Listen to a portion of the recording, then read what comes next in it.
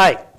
You've all heard about the coronavirus which originated in China a few months ago, which is now a pandemic around the world. Many people have had symptoms, fever, cough, shortness of breath. However, not all of them have the coronavirus. Many of them might have a simple cold, they might have influenza, or one of the hundreds of other viruses that can cause infections in human beings. But it's important to realize that if you have an infection, especially a viral one, it can easily transmit to others.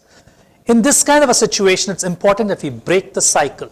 And to break the cycle of transmission, you need to perhaps stay at home. When you stay at home, you may have to work, you may have to read, etc. But what I would suggest is you practice safe hygiene practices while you're at home. This includes washing your hands before eating, washing your hands if you touched your face, washing your hands if you touched a surface. Washing your hands for 20 seconds is important. If you have other people living at home and you actually are having symptoms of a respiratory illness, you should not spread it to them.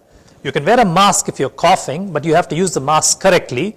You should also do what we mentioned earlier, which is washing the hands or cleaning it with sanitizer.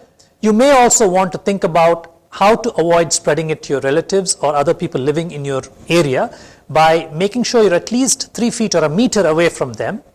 Also, if you have elderly relatives with, say, a comorbid condition like diabetes or hypertension or heart problems, make sure that they are healthy, that their sugar is under control, and you are actually keeping your distance from them. Staying at home, or home quarantine as it's called, has been used for thousands of years. This is a very effective way to stop infections. In fact, many infections have been completely stopped around the world by using a technique like this, and even in the current epidemic, many countries have used this to stop the number of patients who are getting infected. Do your part. It is part of our social responsibility to stay at home if you're sick. Thank you. Smart is safe. Say no to coronavirus.